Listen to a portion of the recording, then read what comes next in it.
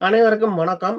இன்னைக்கு 2 ஸ்டாக் பார்க்க போறோம் நண்பர்களே. அந்த 2 ஸ்டாக்ஸ்ல பார்த்தீங்கன்னா, ஒண்ணு ரூ. 100 இருக்கக்கூடிய பங்கு, இன்னொன்னு ரூ. 95 இருக்கக்கூடிய பங்கு. இந்த ரூ. 100 இருக்க பங்கு வந்து நம்மளுக்கு ரூ. 600 போகுமா அப்படின்றத அனலைஸ் பண்ண போறோம்.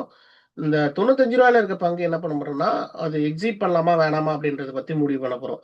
சரிங்களா? சரி. நம்ம எங்க கரெக்ட்டான என்ட்ரி எடுக்கிறது அப்படின்றத இந்த பங்குல பார்க்கலாம். வீடியோவ கடைசி வரைக்கும் ஸ்கிப் பண்ணாம பாருங்க. வீடியோ பிடிச்சிருந்ததுனா லைக் பண்ணிட்டு பாருங்க. சரியா?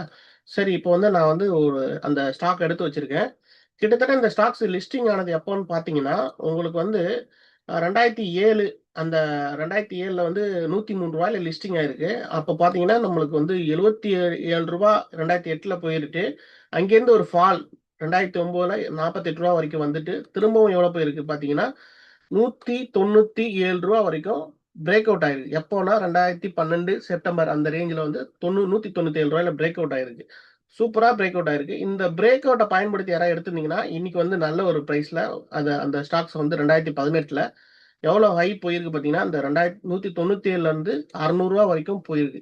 சப்போர்ட் எடுத்து இந்த ட்ரெண்ட் லைன ஃபாலோ பண்ணி நம்மளுக்கு எவ்வளோ போயிருக்கு? ரூ. 600 வரைக்கும் போயிருக்கு. ஸோ இந்த ரூ. 600 அப்போ வந்து 2018 வரைக்கும் அ போன ஸ்டாக்ஸு. இப்போ என்ன கண்டிஷன்ல இருக்கு அப்படின்னு பார்த்தீங்கன்னா, 2018ல விழுந்த ஸ்டாக்ஸு ஆல் டைம் ஹை அதுதான். அப்ப விழுந்தது இப்போ வரைக்கும் எழுந்திருக்காம, இப்ப தான் வந்து கரெக்ட்டா அந்த லிஸ்டிங் பிரைஸான ரூ. 103 தொட்டிருக்கு. ஸோ இது ஒரு நல்ல ஆப்பர்ச்சுனிட்டியா நம்ம பார்க்கலாம். கிட்டத்தட்ட ரூ. 500 நானு ரூ.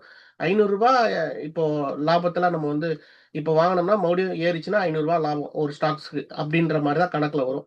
சரிங்களா? ஸோ இது என்னுடைய வியூவு. இப்போ நம்ம இந்த ஸ்டாக்ஸ என்ன பண்றது அப்படின்றத பார்க்கலாம். பார்த்தீங்கன்னா, இப்போ வந்து ரூ. 103ல எப்போ லிஸ்டிங் ஆயிருக்கு? 2007ல ஆனது. இப்போ வந்து அகைன் அந்த லிஸ்டிங் பிரைஸ் வந்திருக்கனால, ரூ. 103 வந்திருக்கனால, இது ஒரு குட் ஆப்பர்ச்சுனிட்டியா நம்ம பார்க்கணும். சரிங்களா? அந்த ஆப்பர்ச்சுனிட்டிய மிஸ் பண்ணக்கூடாது. அதுக்காக தான் இந்த ஸ்டாக்ஸு. நீங்க என்ன பண்ணலாம்னா, கொஞ்சம் கொஞ்சமா இப்போ அக்குமுலேட் பண்ண ஆரம்பிக்கலாம். இதுவே வந்து பெஸ்ட் ஆப்ஷன். இப்படி தான் எஃப்ஐடிஏலாம் அக்குமுலேட் பண்ணுவாங்க. எப்போ லோ வருதோ, எப்போ பாட்டம் வருதோ அப்பதான் அக்குமுலேட் பண்ணுவாங்க. ஸோ அப்போ வந்து நம்ம ரூ. 103ல இருக்கும்போதே என்ன பண்ணலாம்? 10, 10 ஸ்டாக்ஸா அக்குமுலேட் பண்ணிட்டே வரலாம். ஒரு வேள நீங்க வந்து என்ன ட்ரேட் எடுக்க போறீங்கன்றத பொறுத்து தான். இது இன்ட்ராடேக்கான பதிவு கிடையாது. இது நீங்க ஒரு ஸ்விங் ட்ரேடரா இருக்கீங்களா? இல்ல ஷார்ட் டெர்ம் பண்ற போறீங்களா? அப்படின்றத முடிவு பண்ணிக்கங்க. ஸோ அப்படி பண்ணிட்டீங்கன்னா, இது வந்து ரூ. 103ல இருக்க பிரைஸ் வந்து எப்போ 130லேருந்து 135 கிராஸ் ஆகுதோ, அப்போ வந்து என்ட்ரி எடுத்தோம்னா, நல்ல ஒரு அ ஆப்பர்ச்சுனிட்டியா நான் பார்க்குறேன். இது என்னுடைய வியூ மட்டும் தான். ஸோ அது வந்து ஃபர்ஸ்ட்டு டார்கெட்டா நான் வந்து ரெசிஸ்டன்ட் எங்க வச்சிருக்கேன் பார்த்தீங்கன்னா, ரூ. 171 அடுத்தது ரூ. 286 அடுத்தது ரூ. 376. ஸோ இது வந்து ஒரு ஸ்விங் ட்ரேடராவோ, இல்ல ஷார்ட் டெர்ம் யூஸ் பண்றவங்களா இருந்தீங்கன்னா, இந்த ஆப்பர்ச்சுனிட்டிய நம்ம பயன்படுத்திக்கலாம். மொத்தமா வாங்கணும்னு அவசியம் இல்ல. அதாவது குறிப்பிட்ட 10, 10 ஸ்டாக்ஸா அக்குமுலேட் பண்ணிட்டே வரலாம். வந்தீங்கன்னா ஒரு நல்ல பிரைஸ் ஒரு ஒரு ஷார்ட் டெர்ம்லயோ, இல்ல ஸ்விங் ட்ரேடிங்ல ஒரு நல்ல பிரைஸ் வரும்போது வித்துட்டு வெளிய வர்றதுக்கு ஆப்பர்ச்சுனிட்டியா பயன்படுத்திக்கலாம். இல்ல நான் வந்து இந்த ஸ்டாக்ஸ் வந்து இப்ப நல்ல பிரைஸ்ல இருக்கு. நான் லாங் டெர்ம் தான் பண்ண போறேன் அப்படின்னு நீங்க முடிவு பண்ணிட்டீங்கன்னா, அதுக்கேத்த மாரியான என்ட்ரி எங்க எடுக்கணும்ன்றது பார்த்தீங்கன்னா, ரூ. 171 அந்த ஹைய வந்து பிரேக் அவுட் பண்ணிடுச்சுன்னா, நம்ம என்ன பண்ணலாம்? ட்ரை பண்ணலாம். இந்த ட்ரை வந்து அ அக்குமுலேட் பண்ணி கொஞ்சம் கொஞ்சமா சேர்த்து வச்சு, நீங்க வந்து மொத்தமா ஒரே ஸ்டாக்ஸ்ல காச போட்டுறாம, கொஞ்சம் கொஞ்சமா 10, 10, 10, 10 ஏன்னா இது மீடியா செக்டார் ஸ்டாக்ஸ் இல்லையா? அதனால 10, 10 நீங்க வந்து அக்குமுலேட் பண்ணிட்டீங்கன்னா, கொஞ்சம் நல்ல பிரைஸ் வரும்போது வித்துட்டு வெளிய வரலாம் லாங் டெர்ம்க்கு.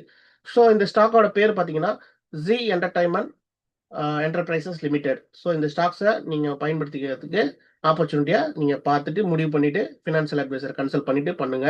ஸோ அடுத்து நம்ம பார்க்கக்கூடிய பங்கு பார்த்தீங்கன்னா, இந்த பங்கு வந்து கொஞ்சம் கேர்ஃபுல்லா இருக்க வேண்டிய பங்கு. இப்போ வந்து இந்த ஸ்டாக்ஸ் வந்து ஆ என்ன பண்றது அப்படின்றத பத்தி பார்க்கலாம். ஸோ பார்த்தீங்கன்னா, இந்த பங்கு வந்து கிட்டத்தட்ட ஆ ஒரு ரூ. 19ல தொடங்கி, இப்போ வந்து பார்த்தீங்கன்னா 2007ல ரூ. 19ல தொடங்கி ரூ. 95 வரைக்கும் போயிட்டு, திரும்பவும் 2009ல ரூ. 19க்கே வந்திருக்கு. இது நம்ம அந்த ஆப்பர்ச்சுனிட்டிய மிஸ் பண்ணிட்டோம். அப்புறம் பார்த்தீங்கன்னா, திரும்பவும் அது எவ்வளோ போயிருக்கு பார்த்தீங்கன்னா, ரூ. 79 போயிட்டு, அங்கேருந்து ஒரு ரிஜெக்டேஷன் ஆகி ரூ. 8 வந்திருக்கு. எப்போன்னு பார்த்தீங்கன்னா, 2020 கொரோனா டைம் அந்த பீரியட்ல ரூ. 8 வந்த பங்க, இப்போ பார்த்தீங்கன்னா, திரும்பவும் நம்மளுக்கு எவ்வளோ போயிருக்கு? அதே ரூ. 95 போயிட்டு இப்போ ஒரு ஃபால சந்திச்சிருக்கு. இப்ப இந்த ஃபால்லருந்து நம்ம வந்து என்ன கத்துக்கணும்னா, இங்க ஆல்ரெடி ரூ. 19 வந்திருக்கு இல்லையா? போயிட்டு ரூ. 19 வந்திருக்கு இல்லையா? திரும்ப ரூ. 79 போயிட்டு திரும்பவும் எவ்வளோ வந்திருக்கு? 8 வந்திருக்கு. ஸோ இது மறுபடியும் வந்து அ திரும்பவும் ஒரு ரூ. 79 போயிட்டு திரும்பவும் வந்து இறங்கியிருக்கு. ஸோ இது வந்து ஒரு ஒரு ஸ்விங் மாரி தான் கணக்கு பண்ற மாரி இருக்கும். ஸோ திரும்ப ரூ. 61 வரலாம். இல்ல அத பிரேக் டவுன் ஆச்சுன்னா, நம்மளுக்கு ஃபர்தர் ஃபால் வந்து எவ்வளோ தூரம் வரும்ன்றது தெரியாது. ஸோ அதனால ஒரு நல்ல ப்ராஃபிட்ல யாராவது இருக்கீங்கன்னா இந்த ஸ்டாக்ஸை ப்ராஃபிட்டை புக் பண்ணி பார்ஷலாக புக் பண்ணுறதா இருந்தாலும் சரி, இல்லை அது உங்களுடைய முடிவு முழுசாக புக் பண்ணுறதா இருந்தாலும் சரி, இது ஒரு ஃபால் ட்ரெண்டுக்கு ஸ்டார்ட் ஆயிடுச்சுன்றது என்னுடைய வியூ. ஸோ அந்த ஸ்டாக்ஸை கேர்ஃபுல்லாக ஹேண்டில் பண்ணுங்க. இந்த ஸ்டாக்ஸோட நேம் என்னன்னு பார்த்தீங்கன்னா மகாராஷ்டிரா பேங்க். ஸோ இந்த மகாராஷ்டிரா பேங்கை நீங்கள் வச்சுருந்தீங்கன்னா அதுக்கேற்ற மாதிரி பிளான் பண்ணிக்கோங்க. ஒன்று 79 ரூபாய்க்கு கீழே வந்துச்சுன்னா நான் வந்து செல் பண்ணுற இருக்கிற மாதிரி இருந்தால் அதுக்கேற்ற மாதிரி பிளான் பண்ணிக்கோங்க. இல்லை 78 அந்த ரேஞ்சுக்கு பாருங்க, உங்களுக்கு எப்படி தோணுதுன்னு பாருங்க. ஏன்னா இது ஒரு ரிஜெக்ஷனாக காட்டுது, இங்கே ஆல்ரெடி ரிஜெக்ட் ஆயிருக்கு. அதனால தான் நான் கேர்ஃபுல்லாக இருக்கணுன்றதுக்காக சொல்கிறேன். ஒருவேளை நான் வெயிட் பண்ணுறேன், எனக்கு பிரச்சனை கிடையாது, கவர்மெண்ட் பேங்க் தான் அப்படின்ற நான் வெயிட் பண்ணுறதா இருந்தால் வெயிட் பண்ணுறது உங்கள் இஷ்டம். சரிங்களா? ப்ராஃபிட்டை புக் பண்ணுறதும் உங்கள் இஷ்டம். சரிங்களா? இது ஒரு அலர்ட்டுக்காக நான் சொல்கிறேன். சரிங்களா? சரி நண்பர்களே, இந்த பதிவு உங்களுக்கு பிடிச்சிருக்கும் நான் நம்புகிறேன். ஸோ அதுக்கு முன்னாடி டிஸ்க்ளைமர் படிச்சுக்கங்க. I am not a SEBI registered person. Invest பண்ணுறதுக்கு முன்னாடி உங்கள் ஃபினான்ஷியல் அட்வைசர் கன்சல்ட் பண்ணிட்டு பண்ணுங்க. ஸோ வீடியோ பிடிச்சிருந்தா மறக்காம சப்ஸ்கிரைப் பண்ணி லைக் பண்ணிங்கன்னா இது போன்ற தகவல்கள் நான் தொடர்ந்து கொடுத்துட்டு இருக்கேன். ரெடியாக இருக்கேன். நன்றி, வணக்கம். அடுத்த நல்ல பதிவோட சந்திக்கிறேன். தேங்க்யூ.